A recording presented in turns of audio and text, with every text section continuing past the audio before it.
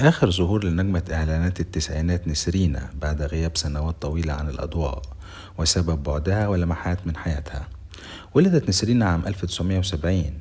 بدأت مسيرتها العملية بالصدفة من خلال إعلان للخلاطات ليتبعها إعلانات عن الشاي والملابس والعطور وغيرها، وكانت من أشهر نجمات الإعلانات في وقتها، لتنتقل بعد ذلك للعمل كموديل في فيديو كليبات مع المطربين مثل عماد عبد الحليم وإيهاب توفيق.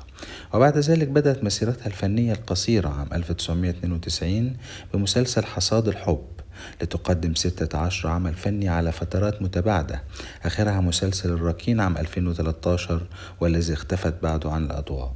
تزوجت نسرين في منتصف التسعينات وأنجبت ولدين، وانفصلت عن زوجها بعد ذلك ولم تتزوج مرة أخرى، وتفرغت لتربية أولادها. كان آخر ظهور لنسرين عام 2022 في إحدى البرامج، وكانت لا تزال محتفظة بجمالها